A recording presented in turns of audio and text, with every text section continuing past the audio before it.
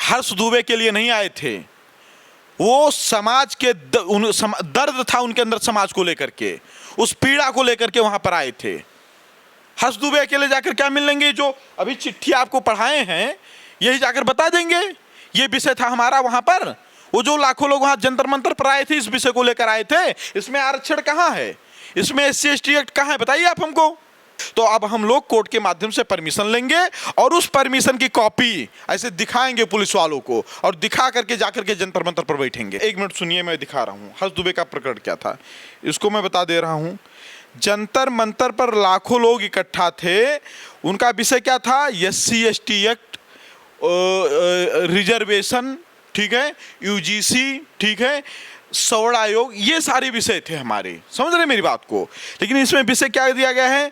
हमारे साथ सर्वेश पांडे जी हैं। एक बात तो बता दूं कि अभी 2 घंटे पहले उन्होंने लाइव किया और लाइव में साफ साफ पिक्चर क्लियर कर दी कि जो ब्रजेश पाठक जी ने हर्ष दुबे के साथ जो प्रेस कॉन्फ्रेंस की, उसको बता दिया कि उससे कोई मतलब नहीं है, जो लड़ाई है वो जारी रहेगी। जो प्रेस कॉन्फ्रेंस दिल्ली में होनी चाहिए वो उत्तर प्रदेश में, उसके पीछे का राज क्या है? नहीं, ये गलत बात है। देखिए, जब हम किसी बड़े विषय को लेकर के दिल्ली के जंतर मंतर पर आंदोलन कर रहे हैं और ये भी वायरल हो रहा है कि कोई बड़ा नेता आएगा या संविधान में संशोधन होगा तभी हम लोग धरने से उठेंगे, तो फिर उस विषय पर लखनऊ में आकर प्रेस कॉन्फ्रेंस करने का कोई मतलब ही नहीं है।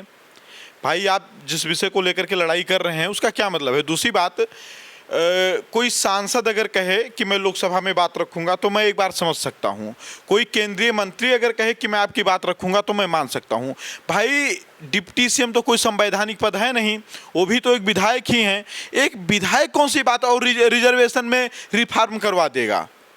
सूबे के डिप्टी CM है तो कौन सा करवा देंगे? आप बताओ। सूबे के डिप्टी CM है, टाइटल पीछे ब्राह्मण का है, कितने ब्राह्मणों को उद्धार कर दिए भाई? कितने ब्राह्मणों को उद्धार कर दिए? दुबे को उन्होंने बताया कि आपके साथ अन्याय नहीं होगा। आप दुबे का प्रकरण क्या था? 1 मिनट सुनिए, मैं दिखा रहा हूं हर्ष दुबे का प्रकरण क्या था, इसको मैं बता दे रहा हूं।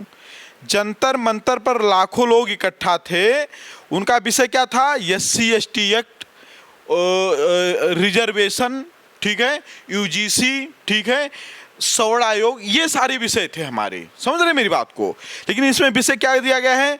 प्रिय महोदय, हमारा मानना है जो वर्तमान में शिक्षा व्यवस्था है उसमें कुछ बच्चे मेरिट में ऊपर हैं, कुछ बच्चे बहुत नीचे हैं, जबकि पढ़ाई का स्तर समान कहा जाता है। हमारे आंदोलन का मुख्य मुद्दा है सभी छात्रों में बौद्धिक क्षमता का समान विकास हो, जिससे आगे के प्रोफेशनल कोर्स में समान अवसर मिल सके। इसके लिए अवसरों की संख्या में वृद्धि करनी चाहिए और नए प्रकार के अवसर सृजित करने चाहिए, जिससे किसी भी छात्र के साथ अन्याय ना हो और सर्व समाज का भला हो। अब ये बताओ, इसमें रिजर्वेशन कहाँ है? ये जो लेटर है इसमें रिजर्वेशन कहाँ है? इसमें SC/ST एक्ट कहाँ है? इसमें UGC की बात कहाँ है? जब ये बात नहीं है तो फिर कॉन्फ्रेंस कैसा?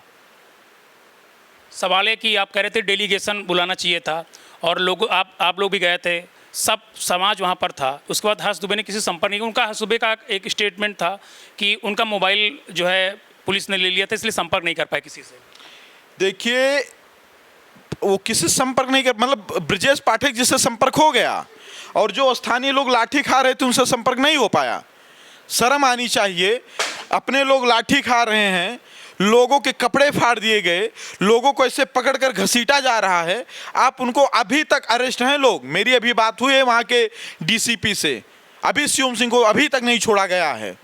मैं दोपहर में मिल करके आया हूँ शिवम सिंह से। मैंने कहा नहीं, अब तत्काल छोड़िए, क्योंकि हम लोग कोर्ट से परमिशन लेकर आएंगे तब आंदोलन करेंगे, बिना परमिशन के आंदोलन नहीं करेंगे। अभी तक हमारे लोगों को नहीं छोड़ा गया। शर्म आनी चाहिए कि हमारे लोग जेल में बंद हों, हमारे लोग अरेस्ट हों और हम यहाँ प्रेस कॉन्फ्रेंस करें। ये बहुत गलत बात है। क्या लग रहा है जो दिल्ली में कल आंदोलन हुआ उसका असर 27 के चुनाव को लेकर इस तरह कदम उठाया गया? 27, 29 सब पर पड़ेगा भैया। मैं एक बात और बता दूं, मैं बहुत स्पष्टवादी व्यक्ति हूं। मेरा किसी भी पार्टी से कोई लेना देना नहीं। मैं सिर्फ और सिर्फ वफादार सवर्णों के प्रति हूं। मेरा सिर्फ अपने समाज से मतलब है। मेरे समाज के विरुद्ध जो जाएगा उसके विरुद्ध मैं हमेशा खड़ा मिलूंगा। लेकिन भाजपा तो हमेशा सवर्णों को अपना प्रमुख मानती है ना? कहाँ मानती है? भाजपा सवर्णों को प्रमुख मान नहीं है, तभी लाठियां बरसवाई है, तभी खिंच खिंच करके पकड़ कर लेकर गए हैं। यही मानते हैं प्रमुख वो लोग। आंदोलन कल का फ्लॉप था या फिर सफल था? अरे सफल था।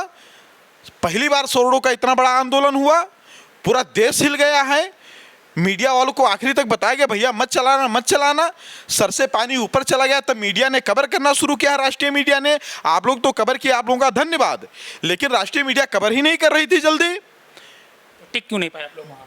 भाई अब देखिए मैं आपको बताऊं, जैसे उन्होंने धारा 144 एक दिन पहले लगा दिया, एक दिन पहले तक वहां प्रदर्शन होता है, एक दिन में धारा 144 लगा दिए, ठीक है। दिल्ली की पुलिस जो है केंद्र के अधीन है, ठीक है। अब दोपहर में कहे परमिशन हो गया, रात में इन्होंने जबरदस्ती उठा करके लोगों को हटा दिया वहां से, परमिशन फिर दिया नहीं इन्होंने, ठीक है।